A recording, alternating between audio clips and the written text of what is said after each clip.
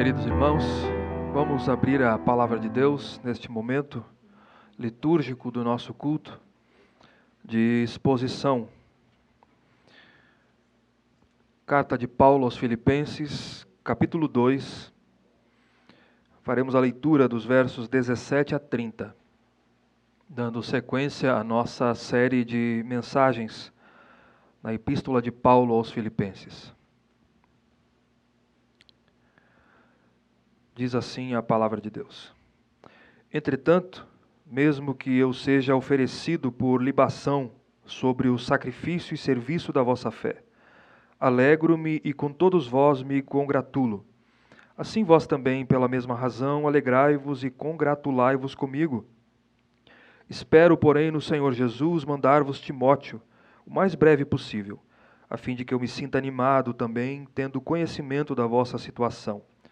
Porque a ninguém tenho de igual sentimento que sinceramente cuide dos vossos interesses, pois todos eles buscam o que é seu próprio, não o que é de Cristo Jesus. E conheceis o seu caráter provado, pois serviu ao Evangelho junto comigo, como filho ao Pai.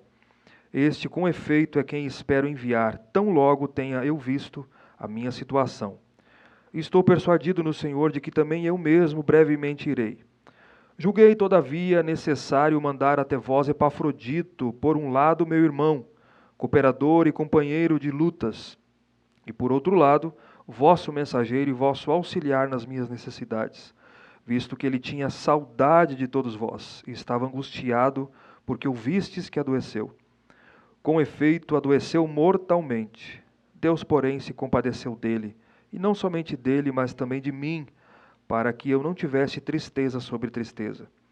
Por isso, tanto mais me apresso em mandá-lo, para que, vendo-o novamente, vos alegreis, e eu tenha menos tristeza.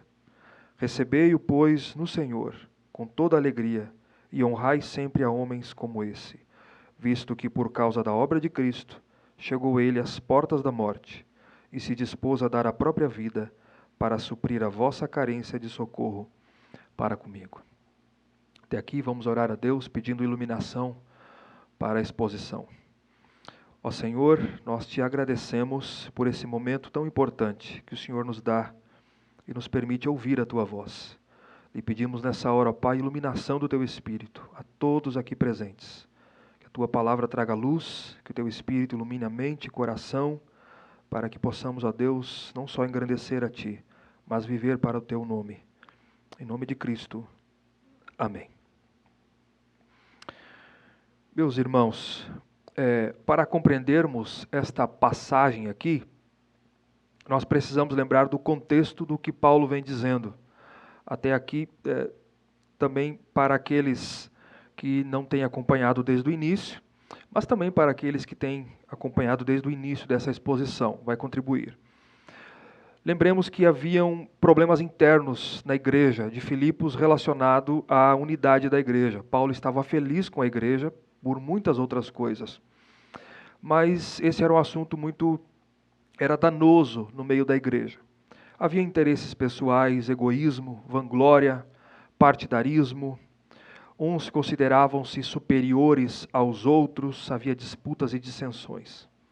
E Paulo vai tratar do assunto, Paulo vai orientar a igreja para que a igreja zelasse pela unidade, que eles fossem unidos de alma, que pensassem a mesma coisa, nós estamos aqui no capítulo 2, verso 1 a 4, que fossem humildes e que não vivessem para os seus próprios interesses, mas que pensassem nos seus irmãos, nos outros. E a maneira de Paulo atingir o seu alvo, definitivamente, é apresentar um tratado cristológico e soteriológico, um hino através do qual ele expõe o exemplo de Cristo, da sua humilhação e da sua renúncia, do seu autoesvaziamento. Cristo, mesmo sendo Deus, abriu mão ou esvaziou-se de si mesmo, assumiu a forma de servo, tornou-se em semelhança de homens e foi humilde e se humilhou até a morte, e morte de cruz. E Paulo diz à igreja, tenham o mesmo sentimento, ou tenham o mesmo modo de pensar que houve em Cristo Jesus. Abram mão dos seus direitos e pensem nos irmãos. Então, com base nesse hino cristológico, Paulo faz então uma aplicação da sua exposição. com base no hino dele. Ele vai aplicar. E a maneira de ele aplicar nós vimos semana passada. Desenvolvam então essa salvação que vocês receberam em Cristo Jesus com temor e tremor. E para isso, preservem a palavra da vida, porque é a maneira de vocês desenvolverem a salvação de vocês. Ele faz essa aplicação prática com base na sua exposição de Jesus Cristo, com base no seu hino cristológico. Agora, na passagem que lemos, com base no mesmo hino cristológico, Paulo então vai dar 3 exemplos práticos, da sua exposição.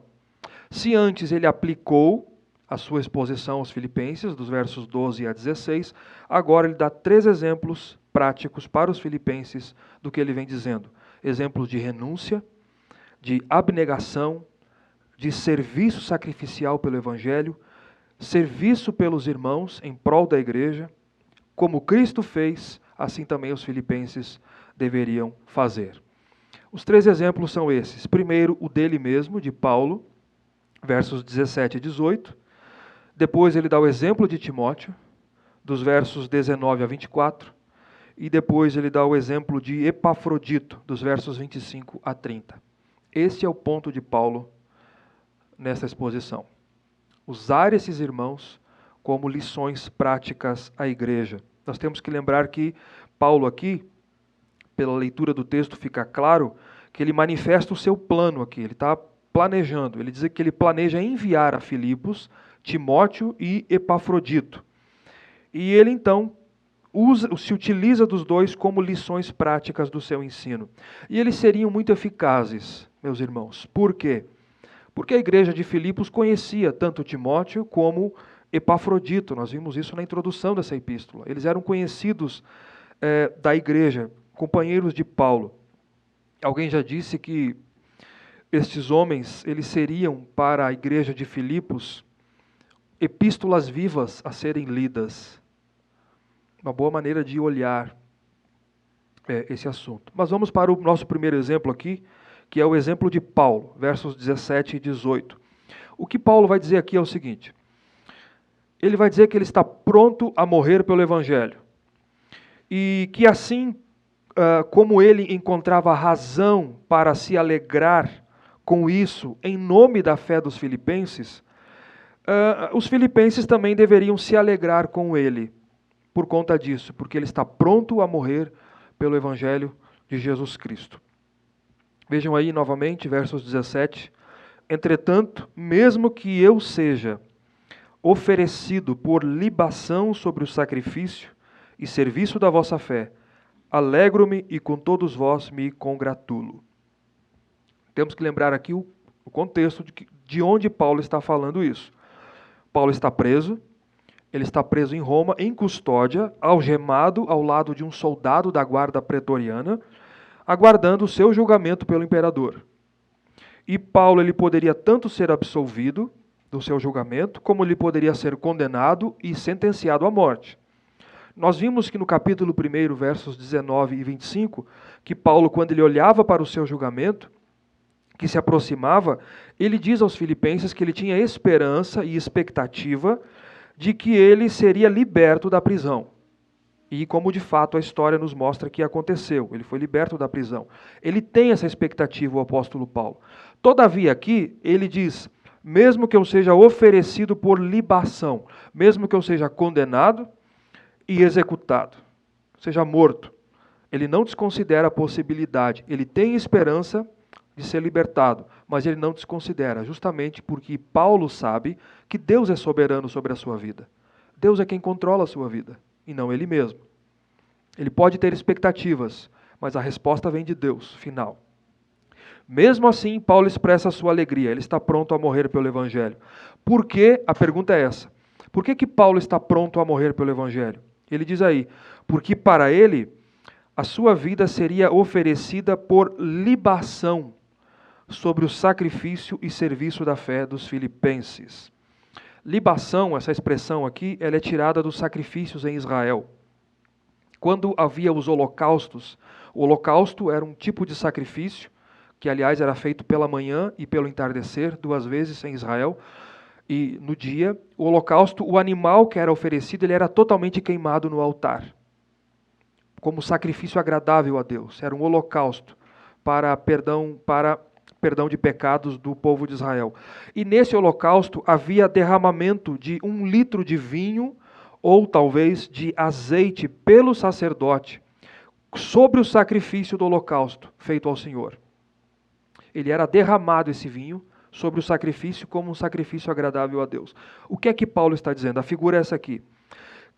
Ele usa o termo serviço da fé dos filipenses. Que a fé dos filipenses, ou a conduta cristã deles, a vida dos filipenses que provinha dessa fé, era como um altar. Era como um sacrifício agradável a Deus. E Paulo diz que está disposto a morrer e dar a sua vida, porque ela seria como uma libação sobre o sacrifício dos filipenses, que era a fé dos filipenses. Dar a minha vida, derramar o meu sangue, é como uma libação sobre o sacrifício que é a fé de vocês. Porque eu sou apóstolo de vocês. Não sei se vou morrer, Paulo quer dizer. Não sei se serei absolvido. Não importa. O meu sangue derramado é motivo de alegria para mim, porque é como uma libação sobre o sacrifício, que é a fé de vocês. Paulo se alegrava, mesmo diante da morte, porque para ele era evidência de que Deus tinha o utilizado para trazer aos filipenses a uma vida agradável a Deus. E Paulo diz, eu me alegro, e com todos vós me congratulo. E verso 18, assim vós também, pela mesma razão, alegrai-vos, e se regozijem, ou congratulai-vos comigo. O que é que Paulo está dizendo? Uma vez que ele estava alegre, diante da possibilidade de execução, e de ser morto em nome da fé dos filipenses, por trazê-los ao alvo de uma vida consagrada a Deus, ele esperava que os filipenses considerassem os seus sofrimentos e a sua execução não motivo de tristeza, mas motivo de alegria, uma fonte de alegria juntamente com ele, porque os filipenses amavam a Paulo, eles contribuíam financeiramente com Paulo, eles assistiam o apóstolo Paulo, contribuíam com a expansão do evangelho e, portanto, estavam muito preocupados com seu apóstolo. E Paulo quer animá-los. Paulo quer confortá-los.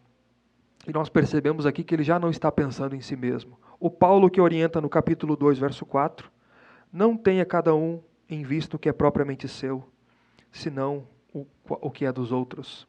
É o Paulo que está fazendo isso. Ele diz, meus irmãos, não fiquem preocupados, porque mesmo que eu seja executado, a minha vida é uma libação sobre a fé de vocês. Assim, então, se alegrem juntamente comigo. Se alegrem comigo. Primeiro ponto que nós aprendemos aqui, que este é o exemplo de Paulo, e este é um verdadeiro apóstolo de Jesus Cristo. Está claro? Isso aqui é um apóstolo de Jesus Cristo. Mesmo diante da possibilidade de martírio, mesmo diante da possibilidade de estar diante do imperador e ser executado, suas palavras, seus sentimentos, suas atitudes são de renúncia, são de devoção a Deus. Por Deus, pelo Evangelho de Cristo, por causa de Cristo, por causa do reino de Deus e por amor aos irmãos. E segundo, ele já havia dito isso, na verdade, quando ele vai a caminho de Jerusalém, ele passa por Éfeso, por Mileto, e ele manda chamar os presbíteros de Éfeso. Está em Atos capítulo 20. E quando Paulo está diante dos presbíteros, ele diz, em nada eu considero a minha vida por preciosa, contanto que complete a minha carreira e o ministério que eu recebi do Senhor Jesus. Exatamente por isso, porque a sua vida é como uma libação sobre a fé do povo de Deus. Ele está derramando ela. E mesmo diante da morte, sua preocupação é a igreja. Está claro aqui também, não é? É a igreja. Seja eu executado ou absolvido, alegrai-vos comigo. Paulo quer encorajar os irmãos que estavam tristes com ele. Ele está preocupado com a igreja, não com a sua vida. E isso é abnegação. Isso é renunciar os seus próprios desejos e interesses em prol dos irmãos, em prol da igreja e não de si mesmo. Por amor aos irmãos, que haja em vós o mesmo modo de pensar que houve também em Cristo Jesus. E Paulo, ele fez isso. O Paulo que ensina é o Paulo que vive a Escritura. Segundo exemplo, o exemplo de Timóteo, dos versos 19 a 24. Aqui Paulo revela os seus planos de enviar Timóteo a Filipos o mais breve possível. Esse é o ponto, veja o verso 19 aí. Espero, porém, no Senhor Jesus mandar-vos Timóteo o mais breve possível, a fim de que eu me sinta animado também, tendo conhecimento da vossa situação. Lembremos no capítulo 1, verso 1, abre aí, por favor, relembremos, quem é que estava com Paulo quando ele escreveu a epístola? Paulo e Timóteo, servos de Jesus Cristo, a todos os santos que estão em Filipos. Ele estava com Paulo em Roma, Timóteo. Timóteo, ele conhecia as Escrituras desde a sua infância, no 2 Timóteo, capítulo 3, verso 15, diz isso, também porque a sua mãe e a sua avó, que eram Lóide e Eunice, eram cristãs. Mas foi convertido por Paulo na sua primeira viagem missionária. Ele era filho na fé de Paulo. Paulo diz aqui, meu filho, como um filho. E ele se uniu a Paulo na sua segunda viagem missionária, nós vimos isso, quando Paulo então planta, que é a segunda viagem, quando Paulo plantou a igreja de Filipos. Ele contribuiu com o ministério de Paulo, estava presente na plantação da igreja, e ele era conhecido pelos filipenses e era muito bem quisto pelos filipenses. E ele é chamado, juntamente com Paulo aqui, de servos de Jesus Cristo. Pessoas que abriram mão da sua vida para servirem a Jesus Cristo. E o objetivo de Paulo é enviá-lo. Por que Paulo quer fazer isso? Porque ao mesmo tempo em que Paulo envia Timóteo a levar notícias aos filipenses, porque nós veremos aqui, Paulo está preso, Timóteo está com ele, mas Epafrodito também está com ele. E nós veremos que Epafrodito está doente. Então, ao mesmo tempo que Timóteo ele leva notícias à igreja, ele também traz notícias da igreja ao apóstolo Paulo, para animar Paulo. É isso que Paulo diz. Eu espero enviar Timóteo a fim de que eu me sinta animado também, tendo conhecimento da vossa situação, ou seja, tendo notícias de vocês. Timóteo traria notícias para Paulo. A pergunta que fica aqui, é por que enviar Timóteo se havia outros colaboradores?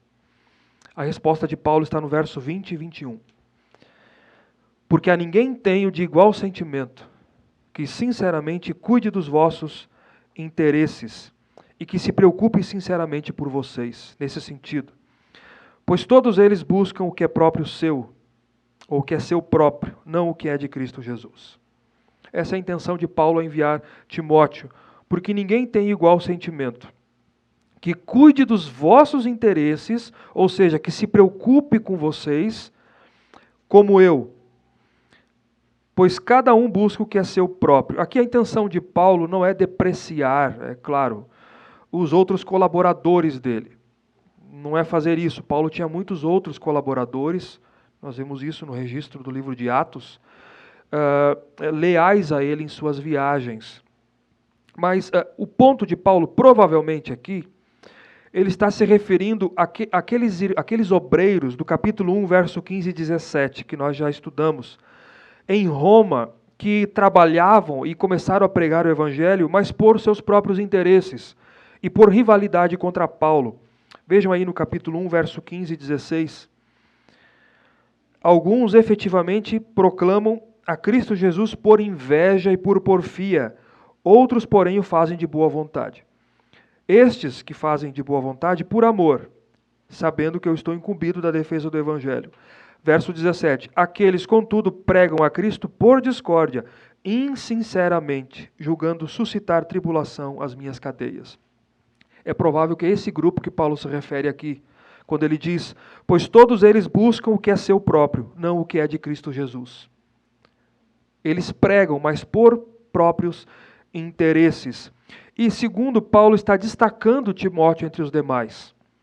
Enquanto muitos faziam por seus próprios interesses e acima dos interesses dos irmãos, Paulo e Timóteo tinham Cristo e o bem-estar da igreja em primeiro lugar.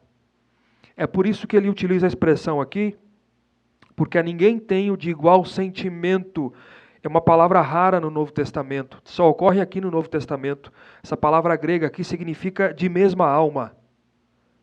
Ninguém eu tenho de mesma alma comigo, ou seja, Timóteo tinha o mesmo tipo de preocupação com os filipenses que Paulo tinha. E Paulo diz, é por isso que eu vou enviar Timóteo. Porque da maneira que eu amo vocês e me preocupo com vocês, Timóteo também, ele tem a mesma alma que eu, nesse sentido. Pois todos eles, verso 21, buscam o que é seu próprio e não o que é de Cristo. O termo todos aqui, mais uma vez, a gente tem que olhar na luz do seu exagero. Porque Paulo quer dar ênfase nisso, ou seja, a maioria age assim. Fazem as coisas, mas na verdade estão buscando alguma coisa por detrás, estão buscando seus próprios interesses. Em contraste, Timóteo se interessava pelo bem da igreja, no interesse da igreja, no interesse de Cristo e não no seu. Ele tinha o mesmo sentimento que houve em Cristo Jesus, porque a sua vida era Cristo e a sua vida era servir aos irmãos. Que lição para nós, não é verdade, meus irmãos? Percebam agora o ponto aqui. A mensagem de exortação à igreja de Paulo, do capítulo 2, versos 1 a 5, tem o mesmo sentimento, o mesmo modo de pensar, sejam unidos de alma, não façais nada por partidarismo ou vanglória, considerando cada um superiores a si mesmos. A mesma mensagem, Timóteo aprendeu o ensino de Paulo à igreja. Ele tinha o exemplo de Paulo, capítulo 2, verso 17, e ele mesmo pensava na igreja, capítulo 2, verso 21. A mensagem de Paulo à igreja, o que Paulo está tentando mostrar e trazer aos filipenses, a prática, é o seguinte: façam o mesmo. Tenham o mesmo modo de pensar, tenham as mesmas atitudes que houve em Cristo, que eu fiz, que Timóteo também tem. Verso 22, Paulo diz que a igreja já o conhecia. Por isso que Paulo está enviando também. Ele tem a mesma alma que eu, se preocupa com vocês. E vocês já conhecem ele. E conheceis o seu caráter provado, pois serviu ao evangelho junto comigo como filho ao Pai. Ele tinha um bom testemunho. Timóteo tinha um caráter aprovado e fiel. E a igreja sabia disso. Lembrem que da plantação da igreja até essa epístola de Paulo, passou-se aproximadamente de 10 a 11 anos. E Timóteo era o mesmo servo fiel. Paulo diz, vocês conhecem ele, vocês conhecem o caráter provado dele. E junto a mim, ele é como um filho ao lado do pai, que ele aprende do pai, que ele dá sequência ao seu trabalho, e o trabalho tanto do pai quanto do filho é o mesmo, é o evangelho, é a glória de Deus, é a expansão do evangelho de Cristo e é o serviço aos irmãos. Como um filho ao lado do pai. E Paulo então, verso 23, planejava o enviar. Este, com efeito, é quem eu espero enviar. Tão logo tenha eu visto a minha situação, ou tão logo eu saiba como vai ficar a minha situação. Paulo planejava enviar Timóteo a Filipos, mas antes Paulo está dizendo que ele precisava avaliar com cuidado a sua situação. Timóteo era muito importante para Paulo nesse momento, lá em Roma. Ele poderia ser inocentado e libertado da prisão, mas havia a possibilidade de Paulo ser condenado e executado. E ele queria certificar-se da sua situação. E, portanto, ele aguardava. Ele disse, eu vou aguardar para enviar Timóteo. E Paulo aguardava, nisso está claro o verso 24, onde ele encerra aqui. Paulo aguardava a vontade de Deus. Deus tanto poderia lhe entregar para o martírio, quanto, porque Deus é soberano, como ao mesmo tempo, o que Paulo esperava no Senhor era ser libertado da prisão em breve. Então, o que fica claro no verso 24 aqui, é que Paulo espera na vontade de Deus. Seja feita a vontade de Deus. Eu tenho esperança de enviar Timóteo e eu mesmo ir. Mas eu tenho que aguardar a minha situação. E por enquanto, vamos deixar Timóteo aqui. Por enquanto, eu tenho desejo, eu planejo enviar a ele. Deus pode, eu posso ser executado. Deus é soberano e pode fazer isso. Mas eu tenho esperança, e ele vai dizer aqui, verso 24, estou persuadido no Senhor de que também eu mesmo brevemente irei. Então ele esperava por essa decisão judicial aqui, como ele já havia dito, e portanto após enviar Timóteo, ele mesmo iria visitar os filipenses. Timóteo é o segundo exemplo prático de Paulo de renúncia, de abnegação, de serviço sacrificial pelo reino de Deus em prol dos irmãos, buscando os interesses dos irmãos acima dos dele mesmo. Como Cristo fez, como Paulo fazia e como os filipenses deveriam fazer.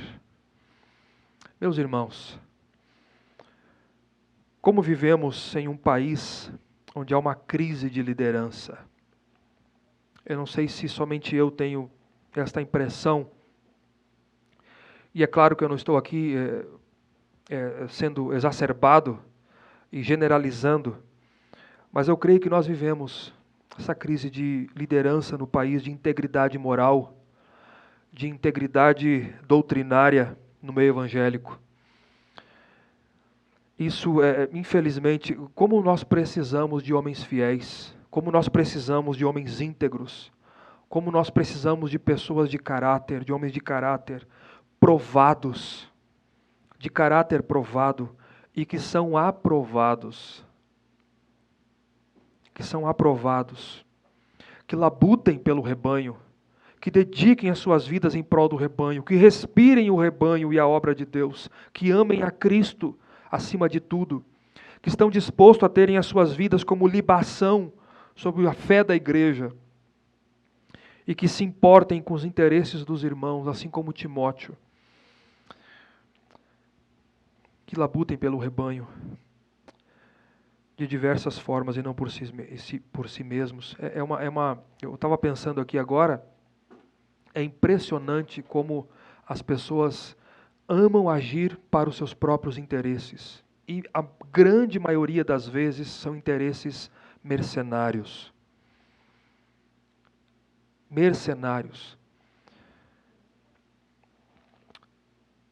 Que Deus nos dê pessoas fiéis, que Deus nos dê pessoas de caráter, pessoas que amem e labutem pelo rebanho, que se preocupem no crescimento do rebanho, na fé do rebanho, na edificação do rebanho.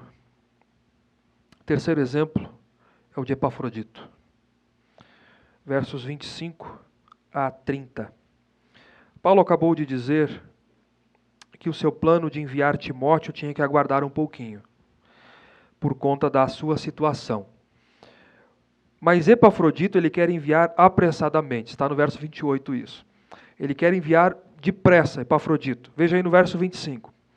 Julguei, todavia, quando ele diz todavia aqui, ele está remetendo ao verso 23 e 24. Ele disse no verso 23, com efeito, quem eu espero enviar, tão logo tenha visto a minha situação, e eu estou persuadido de que também eu em breve eu vou com vocês. Todavia, julguei necessário mandar até vocês Epafrodito, agora, apressadamente. Por um lado, meu irmão, cooperador e companheiro de lutas, e por outro, vosso mensageiro e vosso auxiliar nas minhas necessidades. Epafrodito era o cristão, aquele, talvez um presbítero da igreja, nós vimos isso aqui na introdução também da carta, que havia sido enviado pela igreja até Roma, na prisão onde o apóstolo Paulo estava, numa prisão alugada, porque havia chegado ao conhecimento da igreja da prisão do apóstolo Paulo.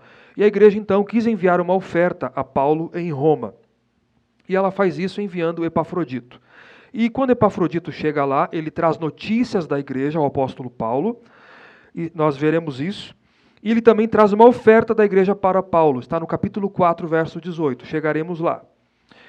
E ele fica um tempo com Paulo ministrando lá em Roma, na prisão. E é interessante que Epafrodito ele é mencionado apenas nessa carta em todo o Novo Testamento, nesse texto e no capítulo 4, verso 18. Mas veja como Paulo o descreve. Não precisa muita referência, apenas nessa carta, mas veja a descrição de Paulo. Primeiro, ele é meu irmão. Segundo, ele é cooperador. É isso que ele diz. Cooperador. Companheiro de lutas, terceiro, vosso mensageiro e vosso auxiliar nas minhas necessidades. Alguém que é mencionado apenas nessa carta aqui é mais do que o suficiente para mostrar o amor dele por Cristo e o amor dele pelos irmãos em Cristo Jesus. Ele era cooperador com Paulo, cooperador aqui com ele na missão de pregar o Evangelho. Temos que lembrar que mesmo preso em Roma, Paulo está numa casa alugada e ele tinha liberdade para receber visitas e pregar o Evangelho e mandar cartas. E Epafrodito está lá, ele é cooperador com Paulo na pregação do Evangelho. Companheiro de lutas é uma expressão aqui que ela é utilizada para aqueles soldados, é militar, né? Uma expressão utilizada para soldados que lutavam uns ao lado dos outros honradamente. Então Paulo diz, igualmente comigo, ele é companheiro de combate, de luta, juntamente com Paulo pela causa de Cristo, porque tanto um quanto o outro estavam dispostos a morrer por Cristo, a viver por Cristo e a viver pela igreja. Por isso que ele é meu companheiro de combate. Ele é meu companheiro de luta. E ele é vosso mensageiro, isso para Paulo. Ele é meu cooperador e ele é companheiro de combate. E para a igreja, ele é vosso mensageiro e ele é vosso auxiliar nas minhas necessidades. Ele foi enviado pela igreja para levar a oferta de Paulo na prisão em Roma, para assistir o apóstolo Paulo, às necessidades de Paulo e também para auxiliá-lo. Por que eu digo auxiliá-lo? Porque o termo aqui, auxiliar nas minhas necessidades, ele é um termo grego que significa leiturgos. Leiturgos, eu fui um leiturgos hoje, um liturgos, aquele que faz a liturgia sagrada. Aquele que faz a liturgia na igreja, ele é um liturgos, que é um serviço sagrado. Remete ao culto sagrado a Deus. E ele diz, Epafrodito, ele foi meu auxiliar nas minhas necessidades, ele foi meu liturgos. Ele prestou um serviço sagrado aqui a mim. Eu não queria deixar passar isso, porque eu quero aproveitar a oportunidade. Paulo utiliza a palavra aqui, além de liturgos, que é auxiliar, ele utiliza a palavra, ele foi vosso mensageiro. Essa palavra grega aqui é apóstolo. No grego é apóstolo. E é muito importante saber disso, porque não no sentido estrito da palavra. A palavra é utilizada no Novo Testamento de dois sentidos. Primeiro, um sentido estrito, e depois um sentido mais amplo. Aqui, não no sentido estrito, como utilizado para Paulo e para os 12. Mas aqui no sentido mais amplo, como um mensageiro, alguém enviado por uma igreja.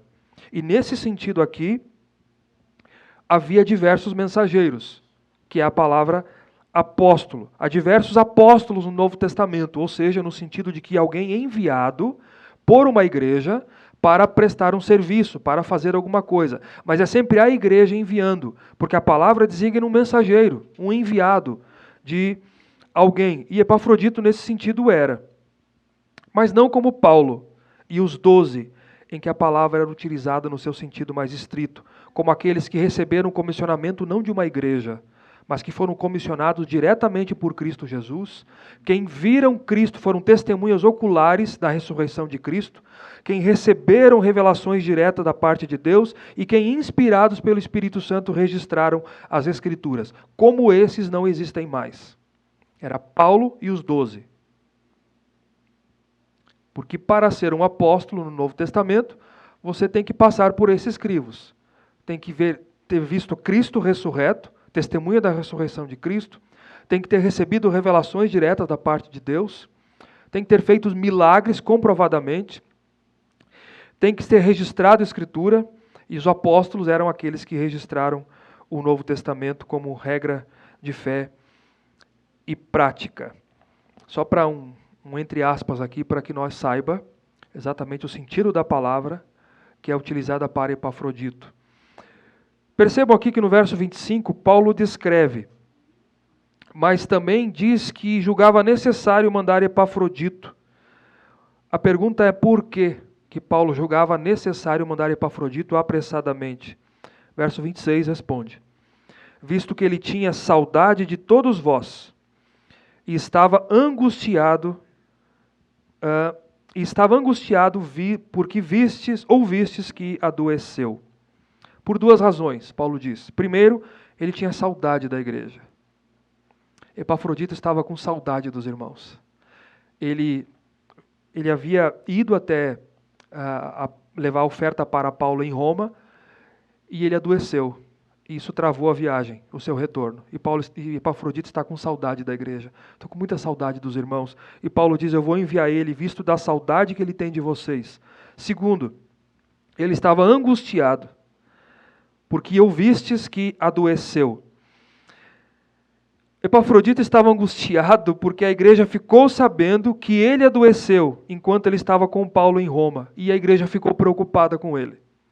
E isso produziu angústia. Vocês perceberam que ele está angustiado com a preocupação dos filipenses? Não com a sua doença, mas com os filipenses, os irmãos, estarem preocupados com ele. Ele está mais preocupado com os irmãos, com a igreja, que estavam entristecidos pela sua doença, do que com a sua própria doença. Capítulo 2, verso 4. Não tenha cada um em vista o que é propriamente seu, senão cada qual o que é dos outros. Não busquem os seus próprios interesses. É interessante aqui que o termo angustiado, que ele utiliza, é o mesmo para descrever a angústia de Cristo no Getsêmani, em Mateus 26.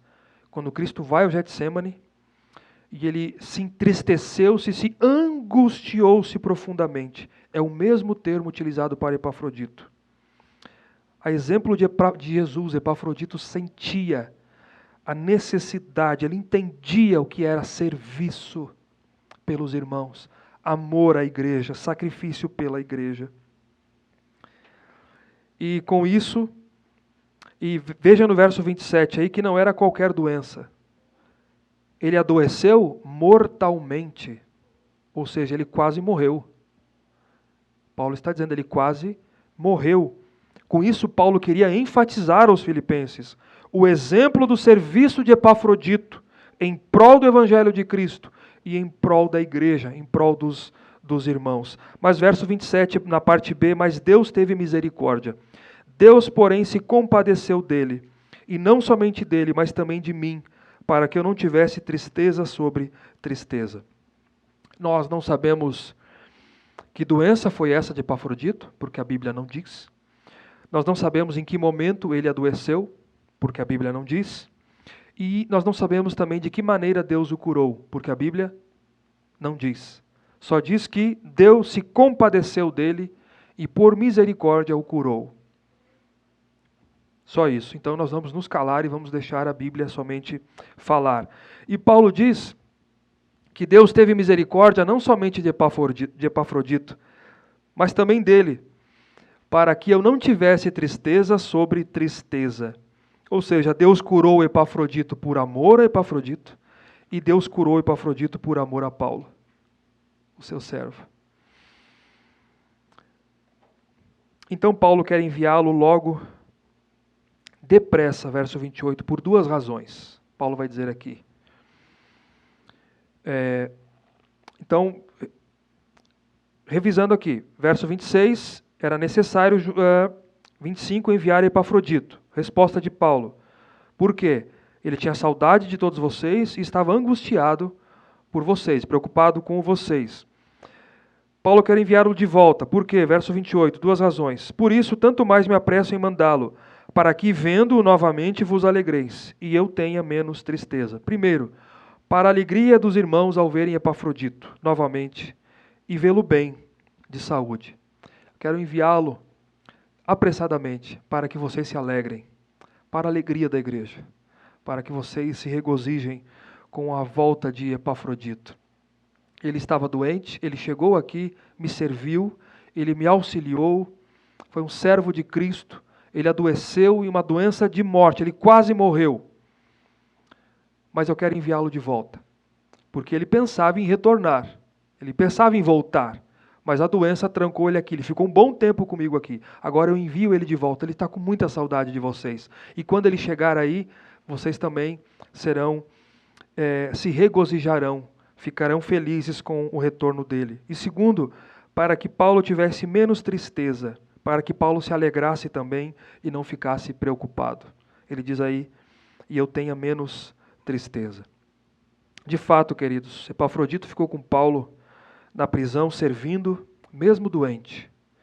Mas quando ele melhorou da sua doença, Paulo envia de volta com a carta à igreja, carta que era lida publicamente na igreja, carta que nós conhecemos hoje como Epístola aos Filipenses. E por último, aqui versos 29 e 30, Paulo encerra então, ele quer enviar apressadamente o seu servo, e ele encerra pedindo aos filipenses que o recebessem com alegria e honra. Recebei-o, pois, no Senhor com toda alegria, e honrai sempre a homens como esse, visto que por causa da obra de Cristo chegou ele às portas da morte, e se dispôs a dar a própria vida, para suprir a vossa carência de socorro para comigo. Epafrodito foi uma bênção na vida do apóstolo Paulo no seu ministério. Ficou muito tempo com ele, na prisão, e agora Paulo pede aos filipenses que o recebessem com alegria e o considerassem, tê-lo em honra por seu serviço abnegado. E Paulo diz, façam sempre assim a homens como ele. Não é só Epafrodito, existem cooperadores, homens como ele, sempre ajam assim.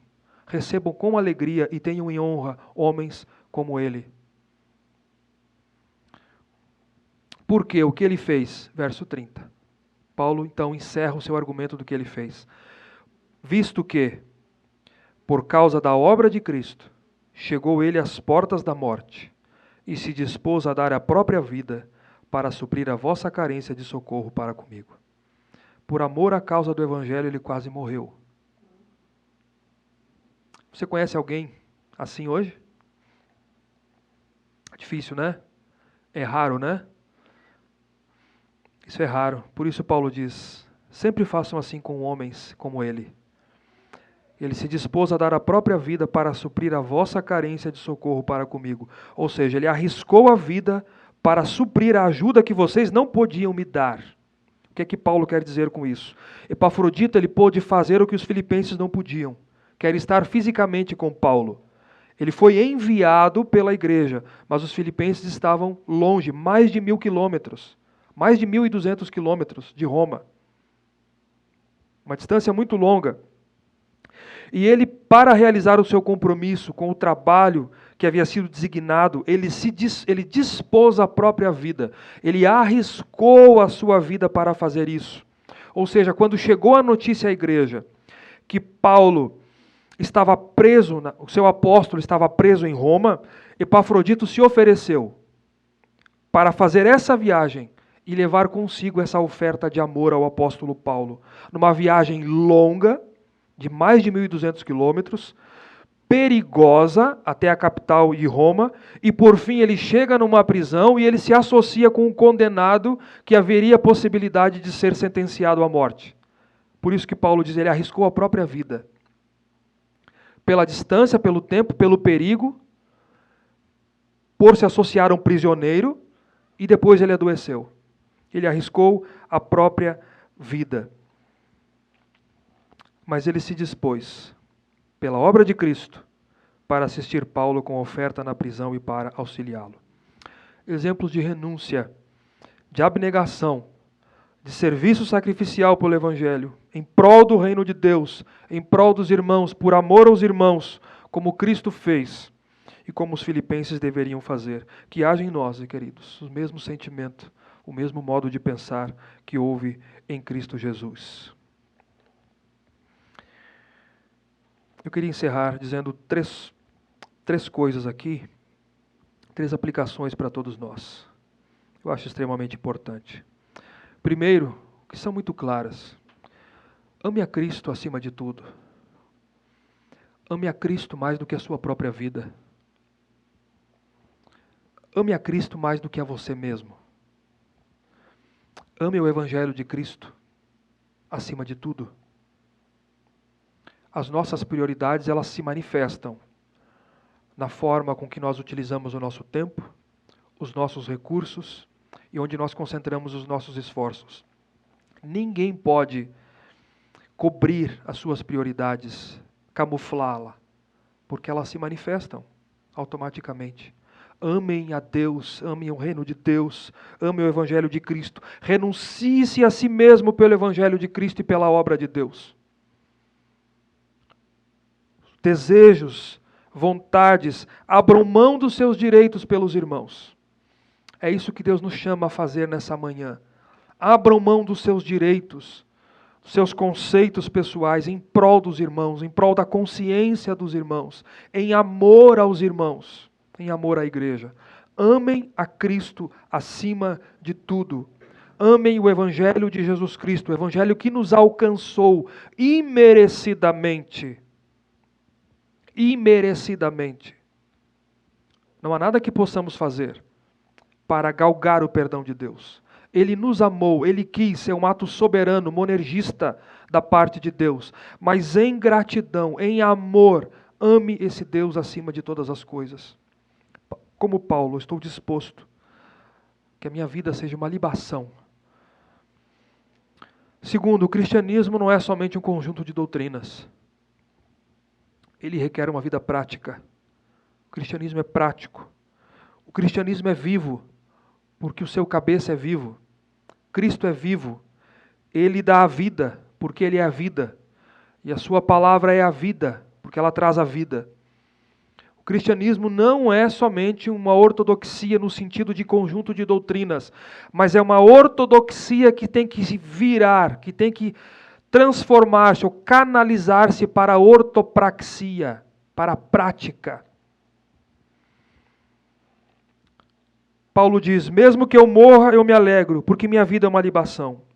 Timóteo, caráter provado e se preocupa com os interesses dos irmãos, com o bem-estar da igreja acima dos seus. Epafrodito, que mesmo doente, sua preocupação era com os irmãos, que dispôs a dar a sua vida pela obra de Cristo e por amor a Paulo. Que Deus nos ajude, queridos. Cristo esvaziou-se de si mesmo, encarnou por nós, viveu por nós, morreu por nós, em nosso lugar, e nos ensinou a fazer o mesmo. Assim como Paulo, assim como Timóteo e assim como Epafrodito fizeram. O cristianismo é vida, é prática. E por último, muitos líderes ainda se consideram acima do seu rebanho, infelizmente. Infelizmente. Seus interesses são egoístas, são partidários e muitas vezes mercenários. O Brasil é carente de fidelidade moral e doutrinária. Não zelam pelo rebanho de diversas maneiras, não se preparam para o rebanho, não se preocupam em alimentar o rebanho, vivem para os seus próprios interesses. O desejo é ficar bem, em detrimento dos irmãos, porque são interesses próprios. Precisamos e oramos para que Deus levante homens fiéis, que sejam provados, que sejam aprovados e que amem o rebanho e que dediquem suas vidas ao rebanho como verdadeiros servos de Cristo. Que Deus nos abençoe. Oremos ao Brasil, a Deus pelo Brasil, para que Deus levante homens deste calibre. Fiquemos em pé.